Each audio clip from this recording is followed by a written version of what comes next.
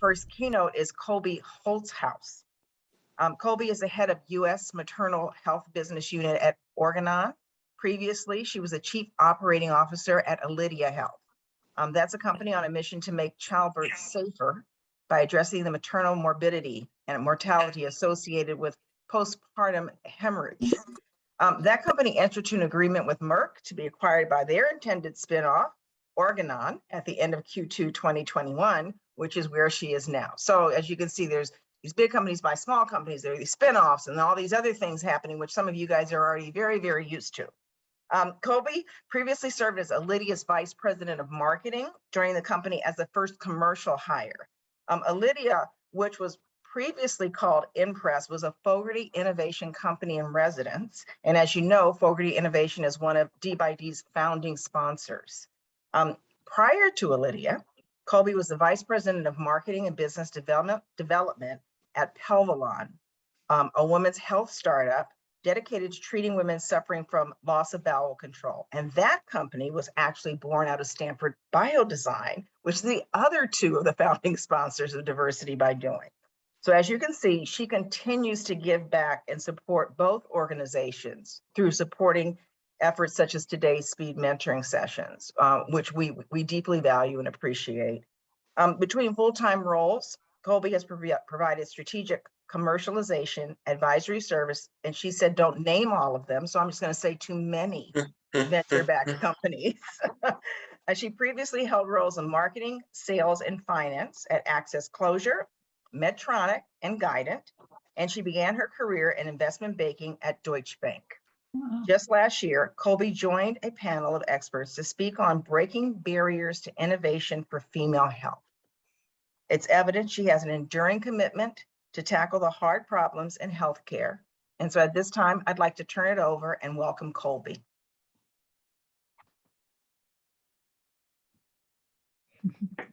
Well, I'm still muted. Okay. Can you hear me now? Wonderful.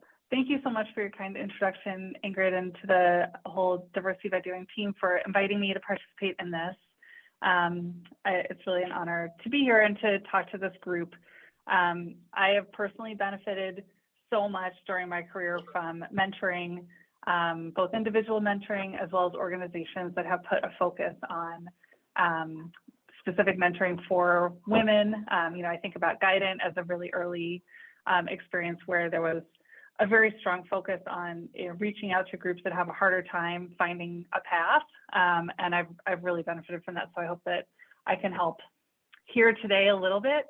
So I'm going to share my screen and give you a quick, not too much of a presentation, but just a little framework to think about the sort of measly lessons that I have to share from my own experience. So, I think the goal here is to talk a little bit about, career growth and how, we can move through the stages in our career as efficiently as possible and achieve your goals and, achieve the impact I know we're all hoping to on patients by, doing great things in health tech. So there have been a couple of things that have served me well, and they're all kind of mindset attributes. So I broke them down to ABC so we can remember them. And they kind of are things that I've learned through my career over time. So when I first, my first set of roles, let's see if I can get this to advance, taught me what I'll call anticipation. So, I started in investment banking at a company called Deutsche Bank. Then I worked at Guidant and later at Medtronic. And actually, investment banking and at Guidant, where I was in sales, those are sales jobs. Like investment banking, you're basically selling, and they're also service-oriented jobs. And I think starting my career in a place where I had the opportunity to be so customer-focused taught me something that really worked well for me during my first few early career stages, which is the value of anticipating needs. Looking around you at the people that you're working with, the people that you're serving, and trying to figure out, what do they need? What are their pain points? What are their challenges? How can I solve those? How can I be one step ahead of, what they think they need or what they are going to need as soon as I present them with the information that I'm bringing? How do I think down, down the path? So when I think about Guidant, where I had the chance to be a field clinical specialist and work with our cardiac rhythm management business, in that role, you get to work in surgeries, you get to support physicians as they're placing pacemakers and defibrillators. It was an incredible opportunity for me to see how healthcare works from the ground floor. But you're responsible for having all the tools that they might need during the procedure, the ones that they're going to need, and then anything that might go wrong, you need to know where to find it and how to help troubleshoot through that procedure. And that mindset of thinking ahead and planning ahead served me really well in my first product manager job, which is really where I think I found what I love doing. When I went to Medtronic, I was a product manager on a drug-eluting stent. We worked on the Endeavor stent, which is the third one to come to market out of 4 in the U.S. And that was a tough sort of place to carve out a space, but it was a huge opportunity for Medtronic. And we were coming into that point in the market with a very weak position, honestly, and we were trying to build something new for the coronary division, which has turned out to be very successful for that company. But at the time, there was so much going on. There was a lot of pressure on the launch and a lot of things that we wanted to do, but we had a very small team and we were building. I was coming right in from business school and working with someone who had come over from the CRM business. And what I learned there is that I could use that same anticipation skill and anticipate really what my boss needed, because in your early career, your biggest customer actually kind of is your boss, right? You're trying to help work with your manager, help them see what you can bring to the table, give them reasons to give you more opportunities to bring you into the room. And if you can figure out what they really need to sleep better and to get their questions answered, to answer their boss's questions, you can be sort of successful at a different level. You know what you need to do your job, but if you can help your boss do their job, it just helps open so many more doors. They're going to want to spend more time, with you, give you more opportunities. And that mindset served me really well through those early stages. Sort of jumping to the next thing that I was able to layer on. After I left Medtronic, I went into the startup world. So I started Access Closure, which is a cardiology product. And then I went to a neurology company, which promptly shut down. That's a very short story. And after that, I took a moment to really figure out, where I wanted to be. And I had the chance to find Pelvalon, which was a company that came out of Stanford Biodesign. And I think, Pelvalon, by nature of coming from biodesign and bringing a lot of the core principles of that program forward, but also due to the character of the entrepreneurs who were running the company, I learned so much by getting into this very small environment. I was the 5th employee, the first commercial employee, and working with folks who had not worked in big companies before and were unafraid to challenge literally everything that came in front of them. So for me, initially was a little confusing to be challenged on everything where I had traditionally in bigger companies been the person who was doing the challenging. Here I am at this very, very early stage company realizing, like, actually I brought some frameworks that I need to figure out if I really believe in these or if I'm just carrying these forward out of habit. And they pursued this sort of curiosity. In fact, curiosity was one of our core values at Pelvalon, in a way that, we tried not to be confrontational with breaking down status quo. Try to just question, why is it this way? Does it have to be this way?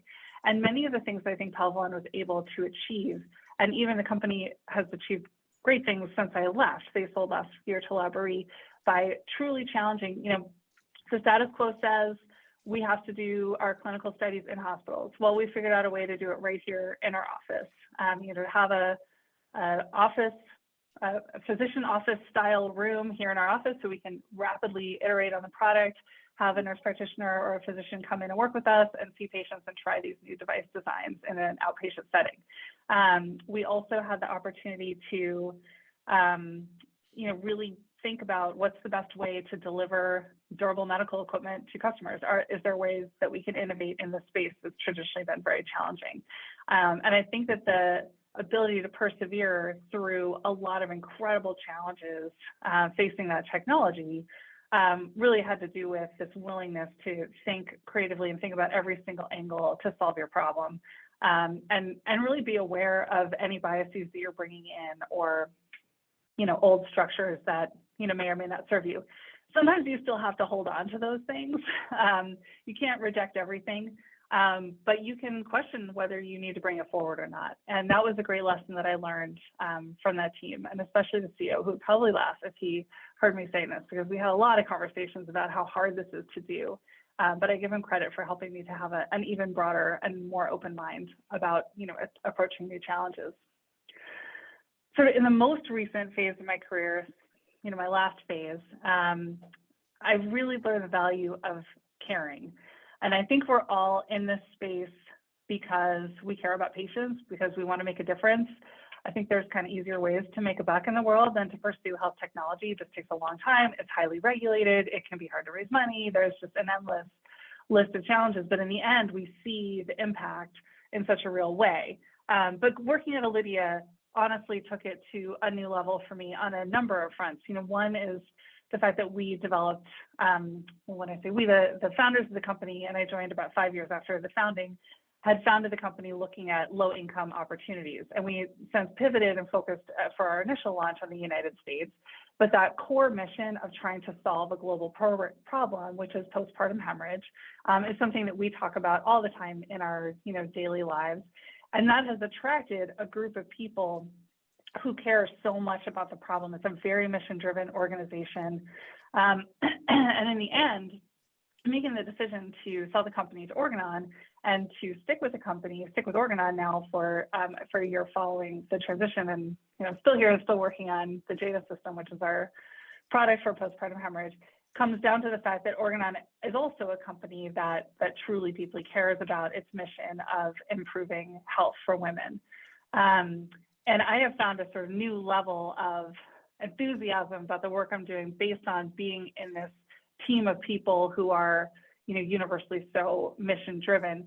And it's also, I think for me, when you're with a group that thinks that way, I've also seen the benefit of how much I care about my teammates, right? So we started with Alydia working on a very challenging clinical trial to get this product approved here in the United States.